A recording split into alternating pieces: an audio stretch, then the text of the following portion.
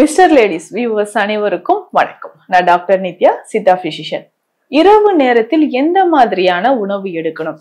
நிறைய பேருக்கு இருக்கக்கூடிய சந்தேகம் இதுதான். ஸோ இரவு நேரத்தில் நம்ம எடுக்கக்கூடிய உணவு தான் அடுத்த நாள் நம்மளுடைய உடல் ஆரோக்கியத்தை தீர்மானிக்குது அப்படின்னு சொல்லலாம். இரவு உணவு எப்பொழுதுமே நம்ம லைட்டா தான் சாப்பிடணும், ரொம்ப லைட்டா சாப்பிடணும்.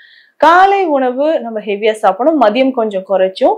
இரவு நேரத்தில் சாப்பிடக்கூடிய உணவு நம்ம லைட்டா எளிதில் ஜீரணமாகக்கூடிய உணவாக இருக்கணும். இதுல இந்த சர்க்கரை நோயாளிகள் தினமும் நான் 2 சப்பாத்தி சாப்பிடுறேன் நைட்ல முடிஞ்சது அப்படின்னு சொல்லுவாங்க. ஆனா தினமுமே சப்பாத்தி சாப்பிடலாமா?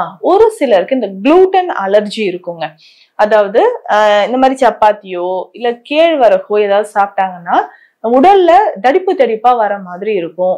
ஸ்கின்ல ஒரு அரிப்பு இருக்கும். ஸோ இது குளூட்டன் அப்படின்னு சொல்லக்கூடிய அலர்ஜி இருக்கிறவங்களுக்கு அந்த கோதுமை எல்லாம் அந்த நெகிழ்ச்சித்தன்மை அது இழுக்கும் போது லப்பர் மாதிரி வருது இல்லைங்களா?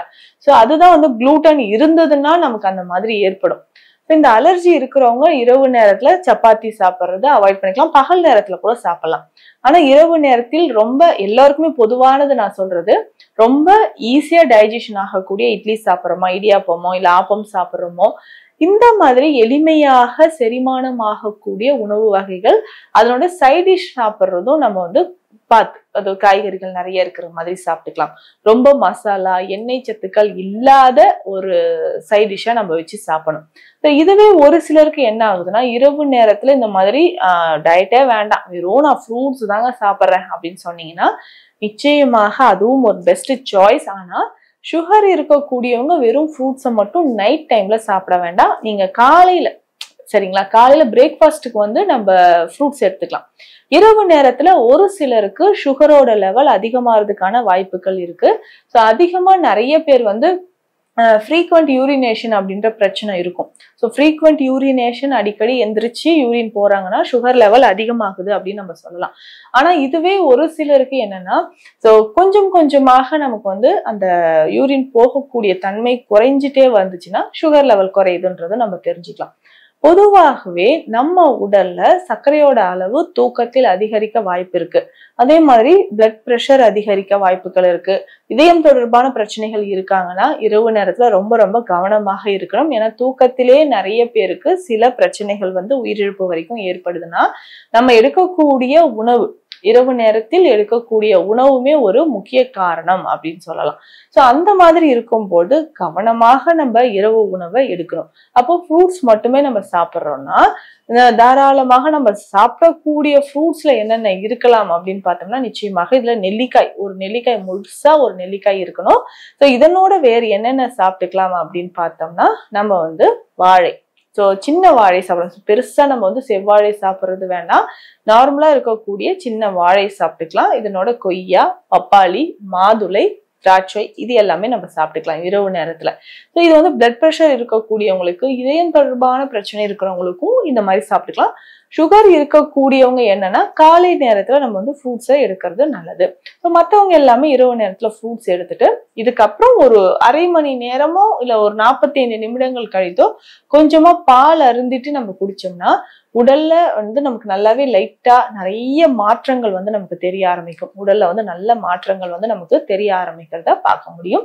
காலையில மலச்சிக்கல் தொந்தரவும் இல்லாமல் இருக்கும். ஸோ இரவு உணவு நம்ம எடுக்கும் பொழுது மலச்சிக்கல் இல்லாம உடல் ஆரோக்கியமாக இருக்கணும்னா இந்த மாதிரியான உணவுகளை நம்ம ஃபாலோ பண்ணிக்கலாம்.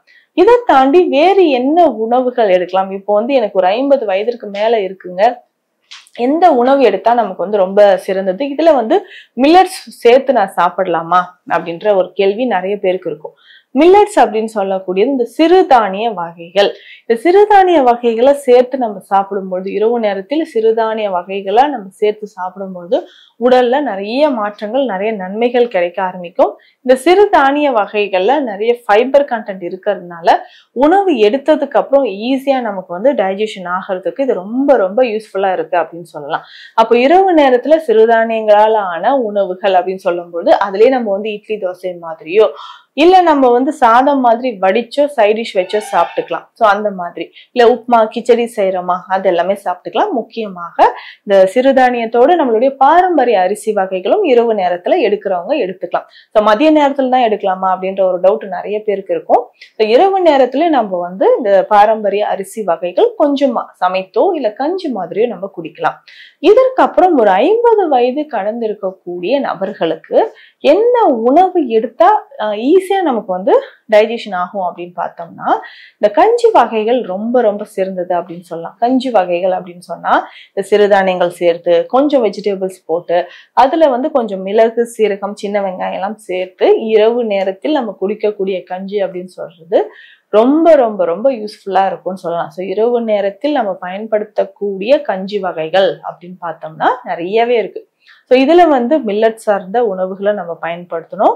மில்லட் சார்ந்த உணவுகள் அப்படின்னு சொல்லும்போது தொடர்ந்து இதனோட சேர்ந்து கொஞ்சம் சின்ன வெங்காயமோ இல்ல காய்கறியோ நம்ம பயன்படுத்தணும். ஈஸியா டைஜஷன் ஆகும். ஸோ இரவு நேரத்துலலாம் ஒரு சிலருக்கு நெஞ்சிலே எடுத்துட்டு வர மாதிரி இருக்கும். ஸோ சாப்பிட்ட உணவு சரியா டைஜஷன் ஆகாம நெஞ்சு பகுதியிலே எடுத்துட்டு வர மாதிரி இருக்கு, நெஞ்சு பகுதியில வந்து ஆசிட் ரிஃப்ளக்ஸ் இருக்கு அப்படின்லாம் ஃபீல் பண்ணுவாங்க. ஸோ அந்த மாதிரி இருந்துச்சுன்னா நம்ம இந்த சிறுதானிய உணவுகளை பயன்படுத்தும் பொழுது நெஞ்சில ஈஸியா அந்த மாதிரி ஆசிட் ரிஃப்ளக்ஸ் வராம இருக்கும்.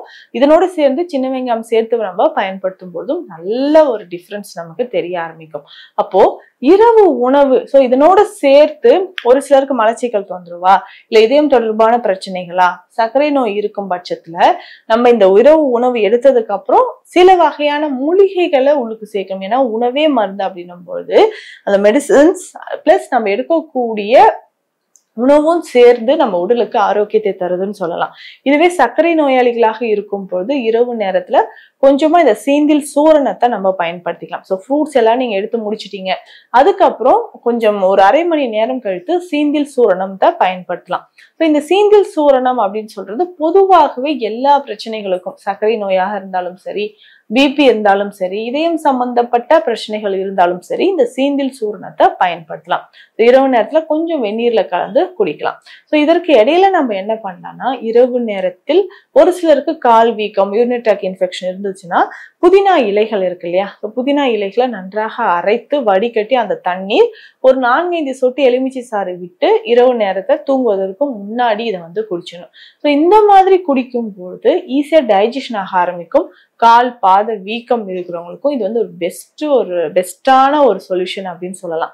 அப்போ இரவு உணவு எடுத்ததுக்கு அப்புறம் கொஞ்சம் தூரம் வாக் பண்ணிட்டு அதுக்கப்புறம் நம்ம சொன்ன மாதிரி புதினா இலை சாறை நம்ம பயன்படுத்தும் பொழுது ஈஸியா நமக்கு டைஜஷன் ஆக ஆரம்பிக்கும். அடுத்த நாள் அப்படின்னு பார்த்தோம்னா இந்த மலச்சிக்கல் தொந்தரவு ஒரு நாள் இதை ஃபாலோ பண்ணாலே உடனே சரியாகாது. குறைந்தபட்சம் ஒரு வாரத்திற்குள்ளே நமக்கு வந்து நல்ல ரிசல்ட் நமக்கு தெரிய ஆரம்பிக்கும். அப்போ நம்ம வந்து மோஷன் போகும்போது நார்மலா இருக்கிறது. இரவு உணவு நம்ம இந்த மாதிரி மாற்றி ஒரு ஹெல்த்தியான ஒரு டயட் எடுத்தோம்னா ஈஸி. அதுவும் முக்கியமா 40 வயதிற்கு மேல இருக்கிறவங்க இரவு நேரத்தில் அசைவ உணவுகளை எடுப்பதை கண்டிப்பா நம்ம தவிர்த்தே ஆக வேண்டும். நிறைய நம்ம ஃபங்க்ஷன்ஸ்க்கு எல்லாம் போறோம்னா நான்வெஜ் நிறைய சாப்பிட்டுட்டு அதனோட ஃப்ரூட் ஜூசஸ், மில்க் ஷேக்ஸ் இதெல்லாம் குடிப்பாங்க. இதனோட ஐஸ்கிரீம்ஸ் மாதிரியான உணவுகள் எல்லாம் சாப்பிடும் பொழுதும் நிச்சயமா அது டைஜஷன் ஆகாம பல நோய்களை வந்து நமக்கு வர வைக்குதுன்னு சொல்லலாம். அப்போ இரவு நேர உறக்கம் எப்படி முக்கியமோ அதே அளவுக்கு உணவு வந்து ரொம்ப ரொம்ப முக்கியம். உணவு முறையில் நான் சொன்ன மாதிரி நம்ம ஃபாலோ பண்ணிக்கிட்டே வந்தோம்னா பல நோய்கள் நமக்கு ஆல்ரெடி உங்களுக்கு சுகர், பிபி இருந்தாலும் நிச்சயமா கண்ட்ரோல்ல வந்துடும். இல்ல ஏற்கனவே நமக்கு வந்து நிறைய ஹெல்த் இஷ்யூஸ் இருந்துச்சுன்னா இந்த மாதிரியான டயட் ஃபாலோ பண்ணும்போது நிச்சயம் நமக்கு ஒரு நல்ல ஆரோக்கியமான வாழ்க்கை முறையை அது கொடுக்குதுன்னு சொல்லலாம்.